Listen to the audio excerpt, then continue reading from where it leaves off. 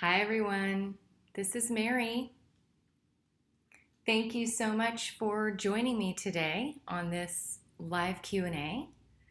I really appreciate you being here, and I want to honor and acknowledge your commitment to your health.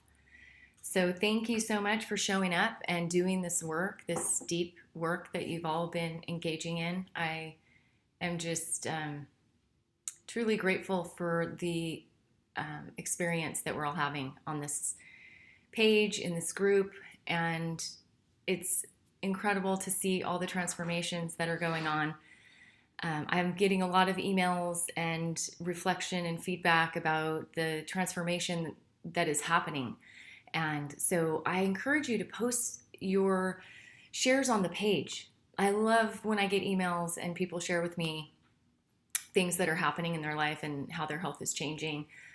It's really inspiring, and it keeps me going and really motivated and really able to keep writing. I've been doing a lot of writing, and so the content that you're getting through the course is also part of my work in creating a book. So I appreciate your questions because then I can better clarify things as I'm writing my book. So thank you for all the wonderful questions, and I appreciate your patience in getting in waiting for some of these pieces to get released. So it's been a lot of editing in this process. I had no idea how intense it would be to edit and write content. So I'm stretching myself as well over here, and I know that you're doing the same. So we're in this together, and I'm here to support you through your journey to better health and into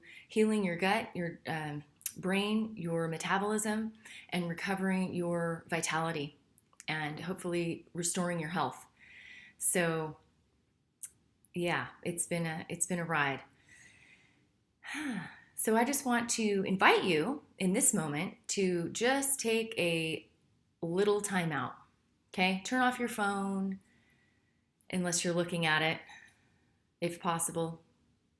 Eliminate as many distractions as you have that you can eliminate.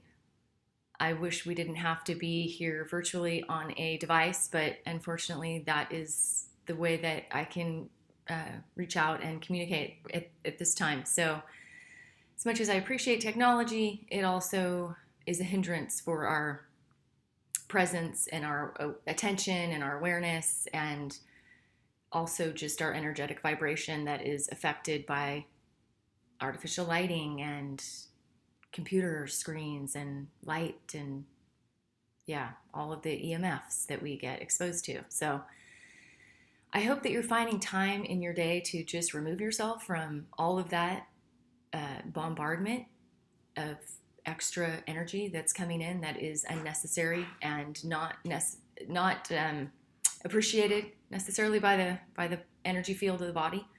So in this moment, I just want to invite you to take a deep breath with me and connect into your internal awareness. Just close your eyes if you need to feel more present and grounded. Another deep, deep breath. Just exhale with a sigh. Just letting your body know it's okay to relax. Nothing to do. Okay, nothing to do right now. Just noticing how your body is feeling inside right now. Notice your heartbeat,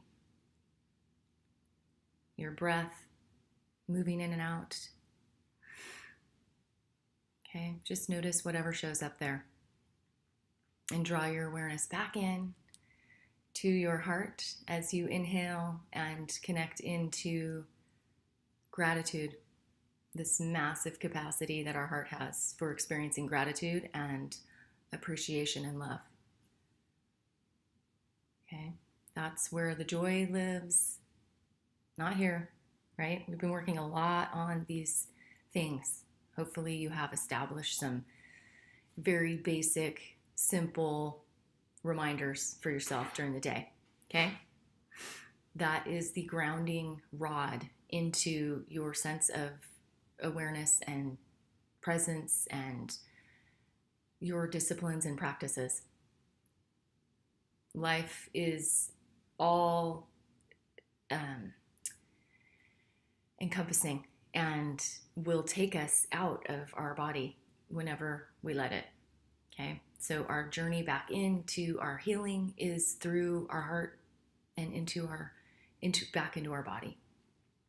Okay, this is a moment by moment practice. It is not easy, and it requires discipline. So here we are practicing together in this space. And again, please share your journey with the page, with everybody in there. We all can learn from you, and we all learn from each other in this process. So I'm going to just give a moment to honor yourself and appreciate yourself and turn that love and appreciation inward for a moment.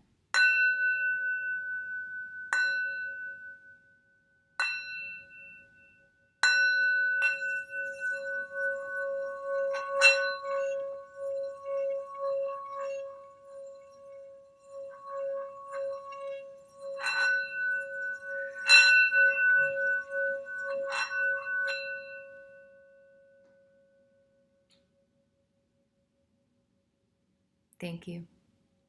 Thank you for being here right now with me. And I want to just share a little bit that's been going on. There was a video posted recently that was very touching, a TED Talk by Dr. BJ Miller. Dr. BJ Miller. Thank you, Ruby, for posting that. I really appreciated listening to that yesterday. And one of the things that really jumped out at me about that video was something that he said, which was that as long as we have our senses, even if we have only one, at least we then have the possibility to access what makes us feel human. As long as we have our senses, even if we just have one, we have at least the possibility of accessing what makes us feel human. And connection, I think, was the last thing he said. Human and connected, I believe it was. So, indeed, I resonate with that. And it is through our senses that we do have this experience of being alive and fully in our experience of humanity. And that's where we can find so much of our joy and also suffering, right? So with our practices and with our disciplines that we're creating, everyone is so individual, and I really hope that you can share some of the things that you're doing in your home that are helping you to stay on track and stay centered and stay grounded in your personal journey. But without our senses to really bring us back to ourself, to our home here, we can really get lost in the big world out there. And even in the midst of the chaos, you can always return to your breath and your stillness, okay? It's always there. It's always accessible and available to you. And so I want to just remind you of that, okay? And I hope that you have a space in your home that is your reminder of that. An altar, a sacred space, a quiet place. We could call it what you will. Just a place for you when you walk by, you remember yourself and your goals and your commitment and vows to yourself, okay? So in that, I'd like to just move into our Q&A for today. And I wanted to bring up a couple of questions that were brought to my attention. Thank you for the great questions. A couple things about macronutrients, okay? So we're going to transition out of the heart and back into the head for a minute, okay? Then we'll go back in and leave with an open heart, I hope. Okay, so I want to just get going with the questions. And there's this is a big transition, okay? So you're shifting your metabolism into primarily burning a different fuel source, okay? This is a completely different way of producing energy than your body has maybe ever done before, okay? Something that our ancestors did regularly with the cycles of feast and famine and availability of food and not, okay? This is a very natural, normal process for our body to transition into and shift over to when we do not have food or carbohydrates available, particularly in this day and age, carbohydrates, right? So we're learning how to be in this feast and famine cycle, honoring both of them so that we're not just stuck in one, because the body is wired and really needs that time off from digestion and from processing food and creating energy with sugar and carbohydrates to take a rest, okay? And so with the gut healing protocol and with the keto adaptation process that you're going through, you're giving your digestion a rest and your metabolism a rest, okay? This is super vitally important because you may never have done that before. So your body is maybe not sure what to do, and it takes a little time to transition, at least 2 weeks. So that is why it's really important that you don't do any strenuous exercise or activity for that first 2 weeks, okay, of this transition. Sorry about that, guys. Straightening out my camera. Anyways, so in this transition period, at least 14 days, you have to consistently be restricting your carbohydrates in order to make this shift. If even for one day you have carbohydrates and you increase your blood sugar and you trigger insulin production, it's kind of like starting all over. So it's really important that you stay very consistent in the first 2 weeks if you can to make that shift. And in that window of time, lots of rest, lots of relaxation.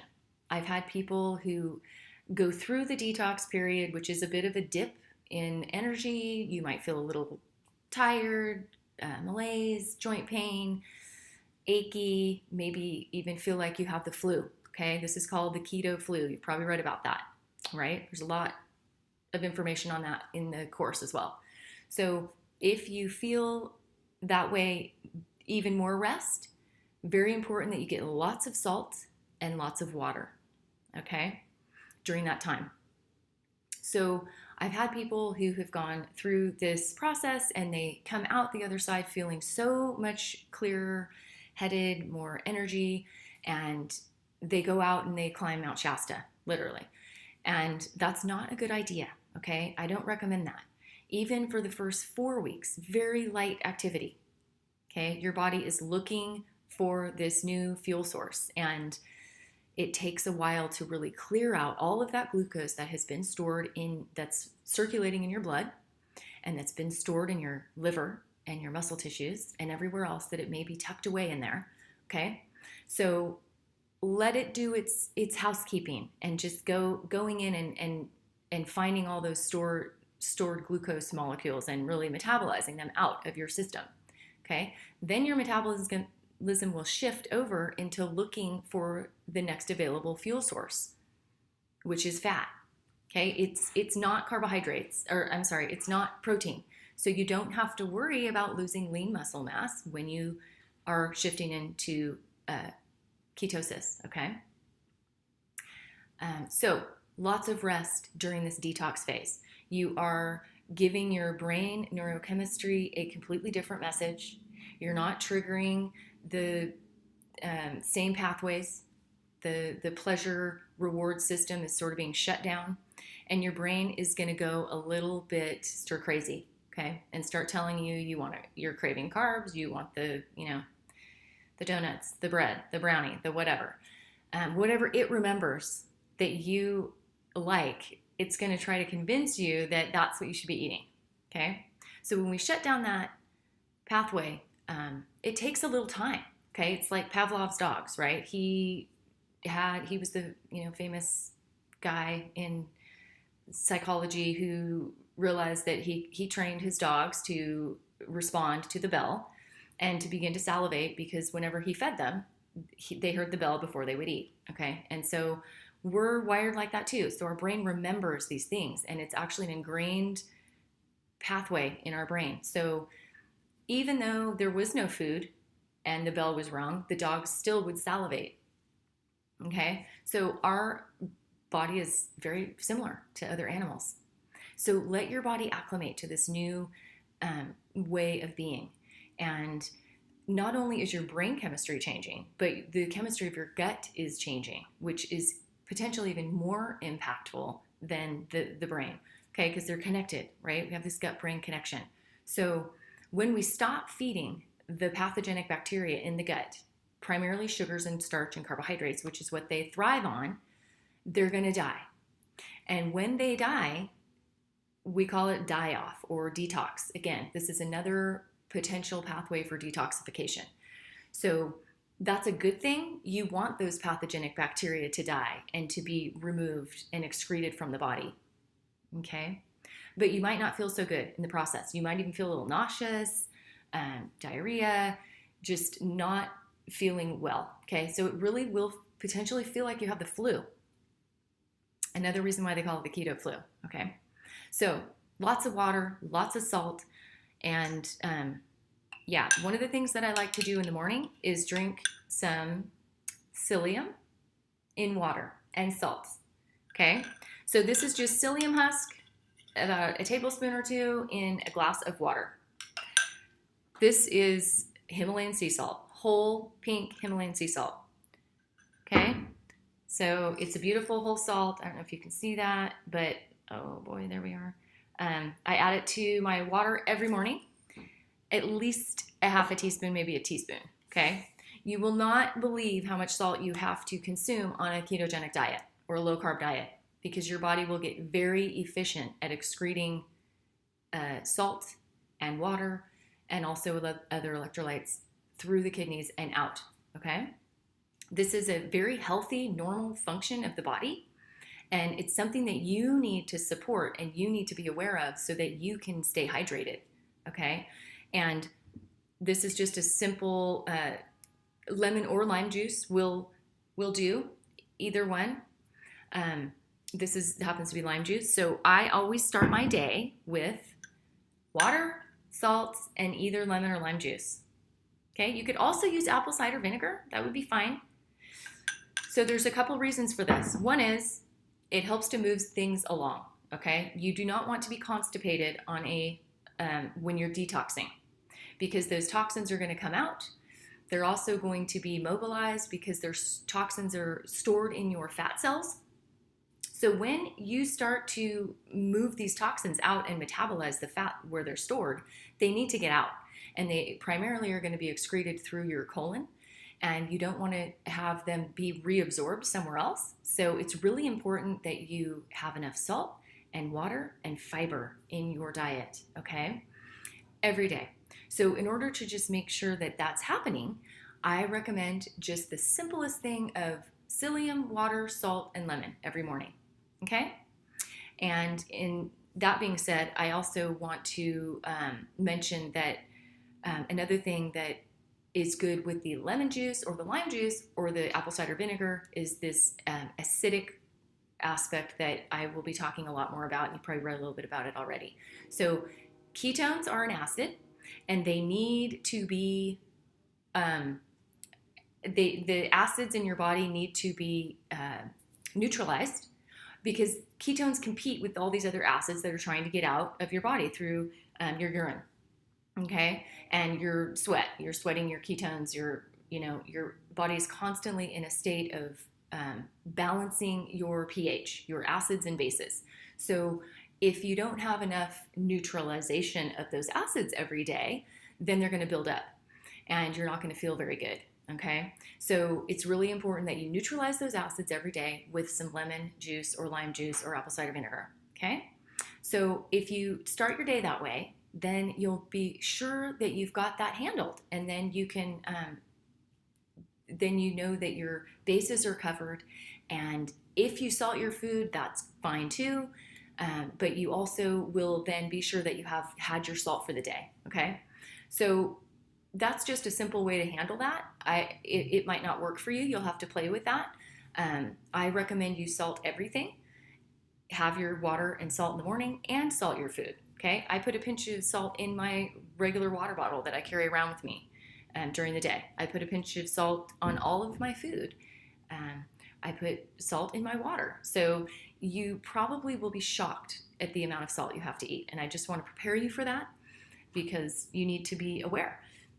If you're not consciously eating healthy salt, not white table salt, then you're not going to get enough and you're going to feel dehydrated and you're going to feel lethargic, and it will exacerbate any symptoms of the keto flu, okay? So it's even more important if you feel headache, like your mouth is just dry and you've been drinking and drinking and drinking. I get this a lot from patients.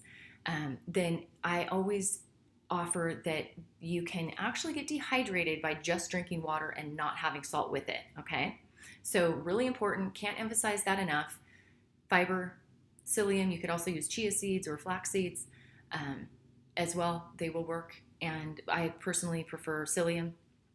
And so, yeah, I just wanted to make sure that we've covered the issue of constipation. And again, more green vegetables. So it's easy because you're so focused perhaps on eating fat that you're not focused quite yet also much on eating lots and lots of vegetables, which is really what a ketogenic diet is based on, is lots of green vegetables, okay? Low carb, non-root vegetables, okay?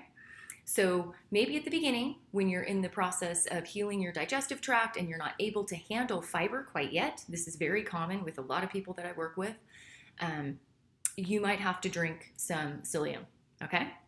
And once you start building up your capacity to handle raw vegetables, which come much later because they're much more difficult to digest, then you should have no problem, but always know that you can fall back on the fiber and water, the psyllium, okay? All right, so I want to transition right over to another question that was asked about, let's see. So this has to do with healthy ketone zone, okay? Just gonna flash a slide here really quickly. Okay, so this slide talks about the ketone zone range that you want to be in, and I just want to emphasize that if you're basically just wanting to lose weight, the optimal ketone range is between 0.5 or 1, really. Ketosis begins around 1, I would say. So 0.5, you're just barely getting into the range, and when your ketones are up above 0.5, you're beginning to produce ketones, and when they're up to 1.0, then you're actually officially in ketosis, okay? You want your ketones to be between 1 and 3 optimally, okay? So that is where you want to be. And if you need, for example, to be in a more therapeutic range of ketones, this may be speaking to you if you have cancer, inoperable types of cancer that respond very well to ketogenic diets and low carb diets, again, because cancer thrives on sugars. And so when you remove their fuel source, oftentimes the cancer growth is halted, okay? So if you're looking for higher levels of ketones because you have such things that you may be struggling with, then you could have ketones a little bit higher in more of what I would call a therapeutic range. But for the purposes of what we're doing here, between 1 and 3 is absolutely perfect, okay? And so if they go higher than that, it's time for you to potentially eat a little bit more carbs, okay? Everybody has their own range of ideal carbs. It's sort of your threshold of carbohydrates, you could say. So some people can eat very few carbs before they will be bumped out of ketosis. I am an example of that. So my carbs have to be very low. I would say no higher than 25 grams of carbs a day for me. And that's to maintain like 1 to 2 level ketones. And if I and there's another aspect to this that I'm going to bring up in just a minute, which is fasting. Okay, so if your ketones are above 3, then you don't necessarily need to do much fasting. If you want your ketones to go up more, then you can couple your ketogenic diet or your gut healing protocol with some fasting. And that is a way to accelerate and to actually build a higher level of ketones. Okay. So if you're looking to increase your ketone levels, then fasting is a great way to do it. It's very powerful, very quick and effective. Okay. So other than that, you want to be in that window. If you're too high and you don't need your ketones to be that high, then it's time to consider potentially introducing a little bit more carbohydrates to your diet. Okay. And that would look like maybe just some, a little bit more nuts, a little bit more fermented dairy perhaps, and it doesn't have to be much, okay? Just a little bit more. So some people might have a lower threshold, so you'll have to play with that and really just see what works best for you. And there's no way that you're gonna know unless you're tracking your macros, okay?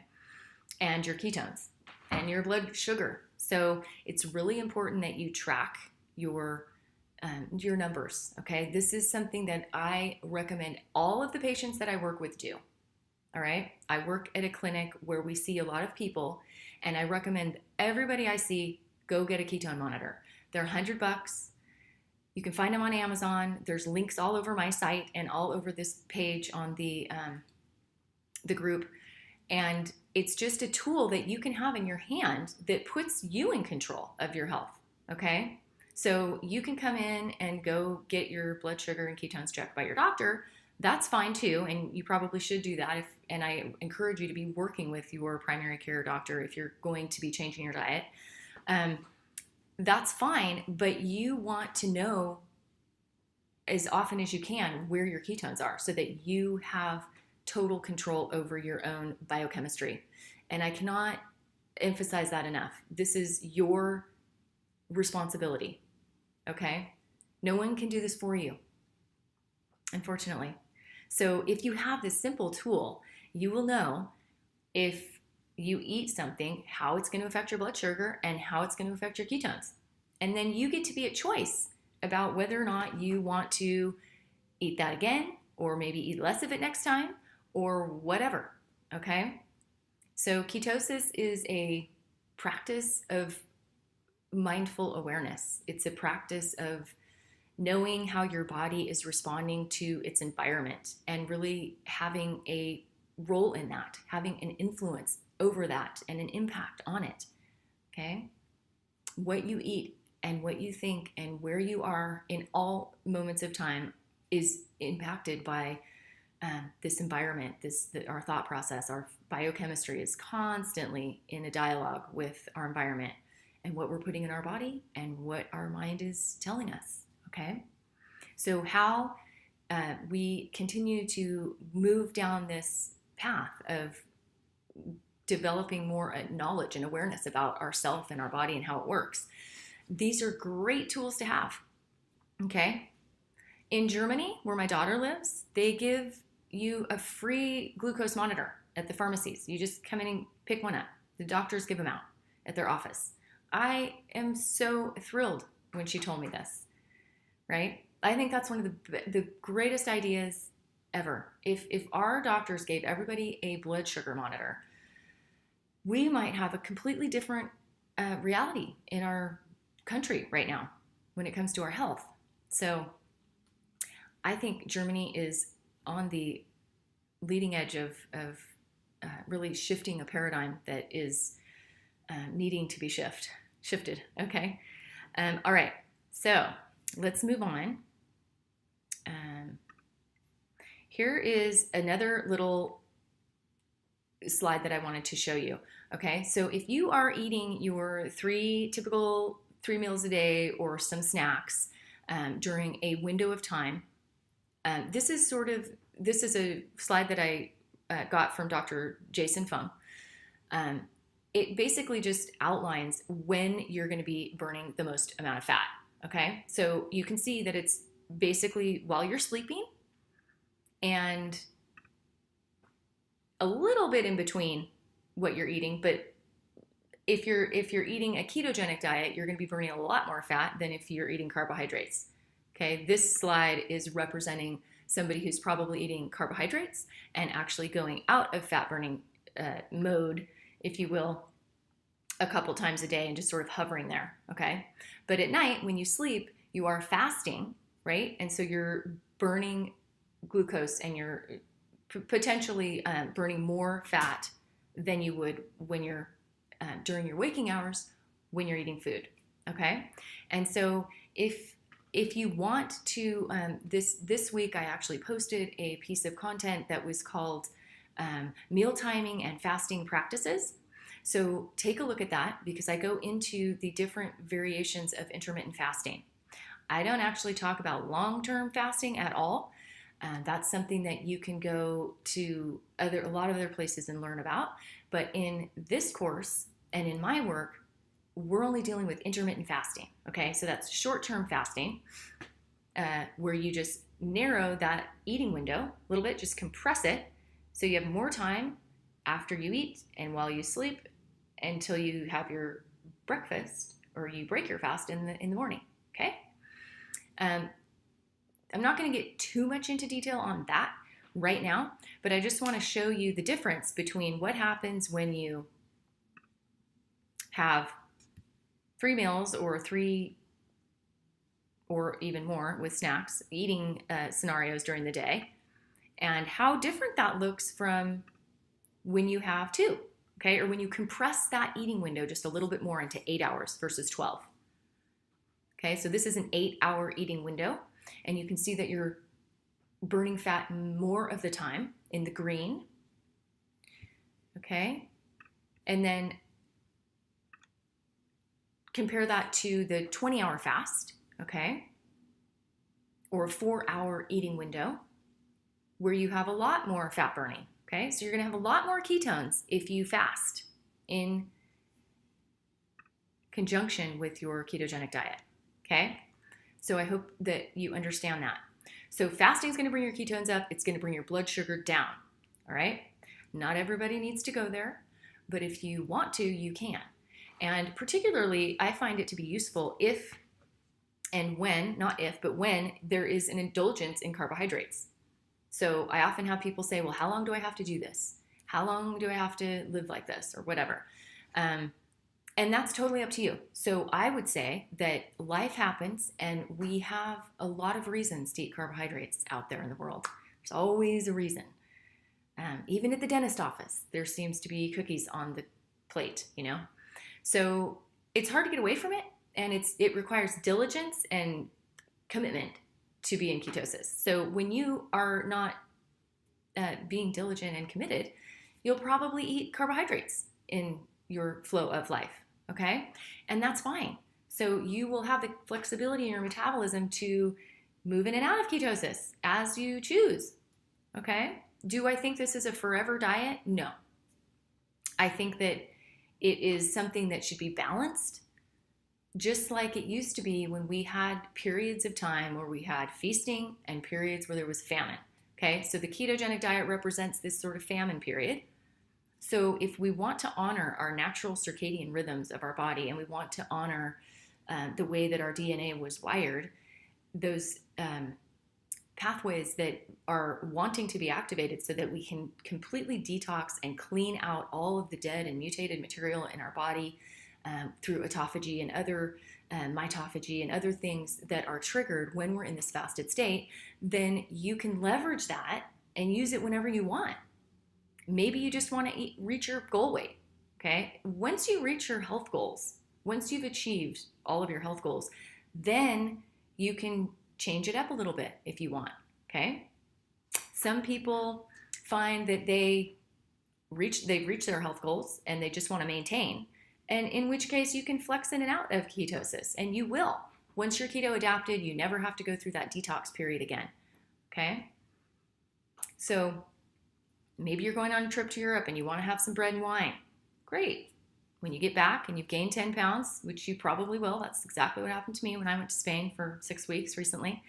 I came back, I actually ate keto most of the time, and I was in ketosis, I would say 80% of the time I was there.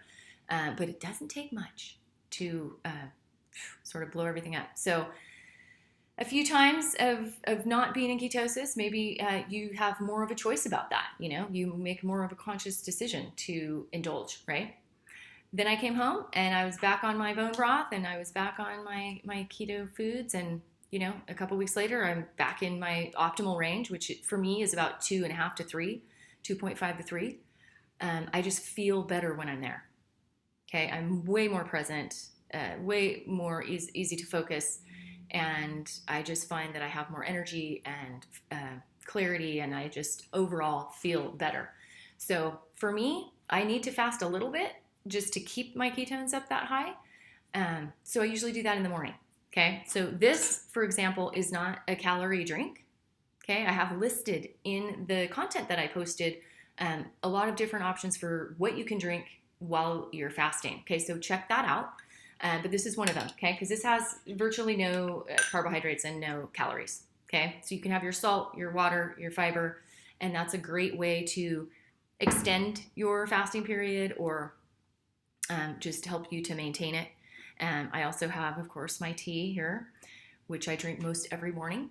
And then I also have a smoothie, which is right here. So this is my high-fat drink, okay? Every day I make a high-fat drink, and I don't know any other way to get enough fat into my daily diet unless I have a high-fat drink, okay? So this one has ghee and coconut oil, a little bit of cacao, some maca, cordyceps mushrooms, ashwagandha, a little bit of monk fruit for a low glycemic sweetness, and a bunch of other things that I love and that I usually always have in my morning rhythm would consist of a hot drink, okay? Maybe chocolate, maybe not, but something delicious and very high in fat, okay?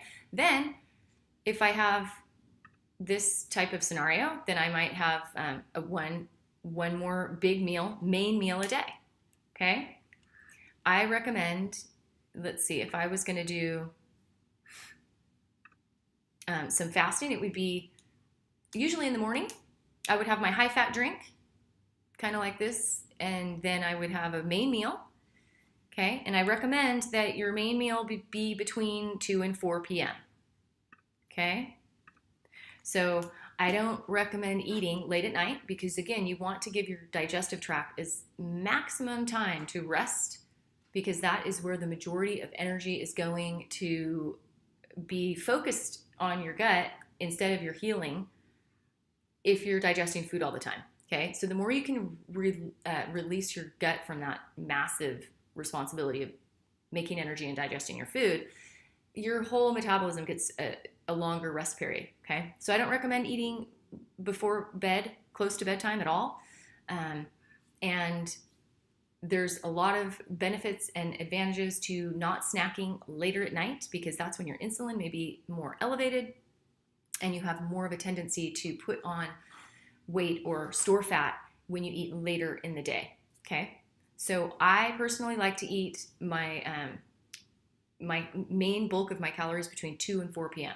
That's when I feel the best. That's when I wake up feeling the best, and it keeps everything just so for me. So you get to experiment with that. You get to play with that. See what works for you, and do leave a comment or a post on the page because I'd love to hear from you, and I'd love to hear about how you are integrating all of these things into your life and how it's working for you. And if you're brave enough, please post a before and after picture. I would love to see your transformation, and we would all be delighted to congratulate you in your process around that. So I know there's been a lot of wonderful transformations out there, and I would personally love to see visuals of that. So if you're brave enough. Okay, last question I want to address is weight loss and macronutrient counting your macros and tracking your macros, okay? So I recommend Chronometer. I've talked about this before, okay? When you go to your Chronometer profile settings, you will see this part that says weight loss, okay? And there's a little drop down here, which has where the little blue arrows are, okay? You'll have to click on that, and it'll ask if you want to maintain your weight or if you want to lose weight, or you may even have an opportunity to say that you want to gain weight, okay? So wherever your weight goal is, you want to put it in there, and that's in your macronutrient profile settings in Chronometer, okay? I recommend you track your macros. You don't have to do it for the rest of your life. You don't have to do it forever. I do it occasionally when I want to know now, but I used to do it a lot more at the beginning. For 10 years, I intuitively, just based on how I felt, was in ketosis, okay? I never even checked my glucose or my blood sugar myself even up until about a year ago, okay? I never tracked my macros. I never checked my ketones or my blood sugar. So now, in the last year that I've been really diligent about teaching other people how to do this and empowering other people to take this on for their own practice and their own self-healing journey, I've learned a lot. And it has taught me that it doesn't have to be forever. One, because we eat a lot of the same things. So you can just copy paste your food into the next day. Once you get your recipes that you typically eat a lot of, like my high fat drinks or my, gut healing soup or whatever. And then I have a lot of dessert recipes in there, of course, as well. Then I can just pop them in and I know. So you'll get a sense of what it's going to take to manage your own health. And it's not going to take you that long. Okay. So I just recommend that you get the tools, start tracking until you're clear. You're clear enough, then you don't have to do it anymore. Some days you might want to track. Some days you might not. Some weeks you might feel really interested in adding new recipes. Other weeks you might not do anything with it, okay? That's totally up to you, okay? So find what works for you and use those tools, okay? Because they will really help you to stay on track. And so make sure that you set your weight goals accordingly, and it will calculate your macronutrients for you. The other thing that you're going to want to do is to go to your profile and make sure that you set it on, let's see. Be sure to set your Chronometer setting onto high-fat ketogenic diet mode, and that's also in your profile settings. And you can set it for moderate, as you can see here in this slide. You want to set it for ketogenic diet on where the little blue arrows are. It'll also give you a lot of other options, but mine is set here. This is my setting actually. So you have the option of setting it at high-fat ketogenic diet. And then you want to set the strictness. So that's really important. If the strictness can either be rigorous, moderate, or relaxed, I think. So I recommend you start with moderate, and you can change it if it doesn't feel right for you. Some people, mine's actually at this moment set on rigorous, because that will decrease your amount of carbs, and it will also decrease the amount of protein that you're taking in. So if you set it at relaxed, it'll be 2.5 or 1.5 grams of protein per kilogram of lean body mass, and it'll be 20 grams of carbs a day. Okay, this is moderate, so you can have 1 gram of protein per kilo of lean body mass and up to 40 grams of carbs. Okay, so what I have to say about that is that for me, if I had 40 grams of carbs a day, I wouldn't be in ketosis. So you need to just find your optimal range and what that looks like for you. Okay, it's a great starting place. All right, and there's a lot more detail and fine tuning that can be done, but I'm not going to get into that here. That may be a next level video that I do.